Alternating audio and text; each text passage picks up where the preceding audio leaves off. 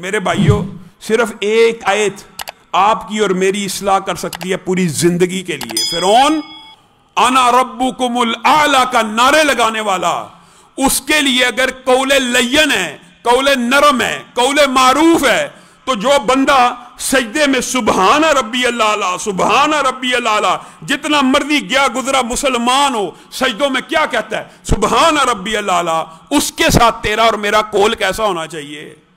اگر فرعون کے ساتھ قول نرم ہے، قول لین ہے تبلیغ اور ابلاغ میں، تو مسلمان جو سبحان ربی اللہ کہتا ہے اس کے ساتھ سختی ہے، اس کے ساتھ درستگی ہے، اس کے لیے گالی ہیں، اس کے لیے بدتمیزی ہے، اس کے لیے ماتھے پہ سلوٹیں ہیں۔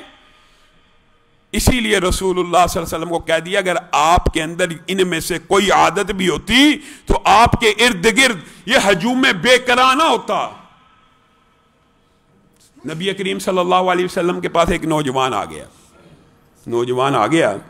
یرحمک اللہ، ایک نوجوان آ گیا اور آ کے کیا کہنے لگا، آج ہم سے کوئی الٹا سیدھا سوال کر لے، رسول اللہ کی سیرت اور سنت کتنی اعلیٰ ہے۔ آ کے کہنے لگا اے اللہ کے رسول، جوان ہوں، خواہشات ہیں، جبلی تقاضا ہے، کیا کروں؟ مجبور ہوں، زنا کرنا چاہتا ہوں معاذ اللہ۔ صحابہ تیزی سے دوڑے کہ اس کے منہ پہ تھپڑ لگائے جائیں۔ رسول ہاشمی اس باحیا با کردار رسول کے سامنے یہ کیا لفظ بول رہا ہے؟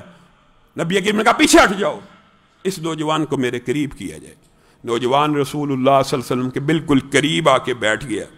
رسول اللہ اس کو پیار سے سمجھانے لگے، اے میرے بیٹے، کیا آپ کی والدہ اگر یہ کام کریں آپ کو اچھا لگے؟ نہیں اللہ کے رسول، بڑا برا لگے۔ آپ کی بہن، آپ کی پھپھی، آپ کی خالہ، مثالیں دے رہے ہیں۔ نوجوان نے کہا ان میں سے میں کسی کو یہ کام کرتا دیکھنا پسند نہیں کرتا۔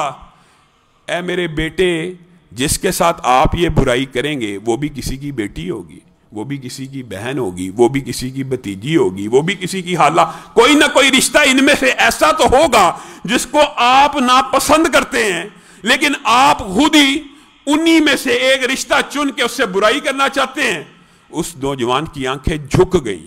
رسول اللہ صلی اللہ علیہ وسلم نے اس کے کاندھے کے اوپر، بعض روایات میں سینے کے اوپر ہاتھ رکھ کے دعا کی، اللہ اس کے جبلی اور فطری تقاضوں کو کنٹرول میں رکھنے کی توفیق دے، اس کی اصلاح فرما، اس کو ہدایت دے۔ پھر صحابہ بیان کرتے ہیں وہ نوجوان جو طاقتور اور تندرست تھا، جس کے اندر جبلی تقاضے موجود تھے، اور جو اللہ کے رسول کے سامنے آ کے بول پڑا کہ میں یہ کام کرنا چاہتا ہوں، مجھے حل بتائیے، وہ مدینہ کا ایسا شریف آدمی بن گیا کہ بازاروں میں پھرتا تھا، آنکھیں نیچی ہوتی تھی، ٹھوکر تو لگ جاتی تھی، آنکھ نہیں تھا اٹھاتا۔ یہ نرمی کی وجہ سے ہے، یہ اصلاح، یہ محبت کا انداز، یہ پیار۔ جو کام نرمی اور پیار سے کئی مرتبہ ہو جاتا ہے، سختی سے ممکن ہی نہیں ہے۔ لیکن پھر بات وہی ہے کہ سختی اور نرمی کے درمیان فرق کرنا ہے۔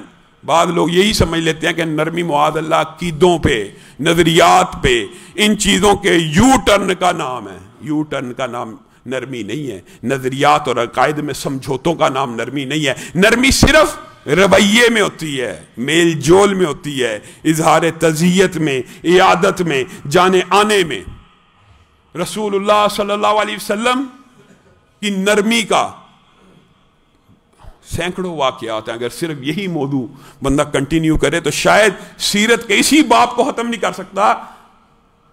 رویوں کی نرمی ایسی ہونی چاہیے۔ ایک یہودی لڑکا تھا، یہودی لڑکا، رسول اللہ صلی اللہ علیہ وسلم اس سے بھی پیار کیا کرتے تھے، اور جب قدرتی بات ہے کم عمری میں اس کو نزع لگ گئی، رسول اللہ صلی اللہ علیہ وسلم بے چین ہو گئے اور اس کے گھر گئے، اس کی عیادت کی، اس کا باپ ساتھ کھڑا ہے۔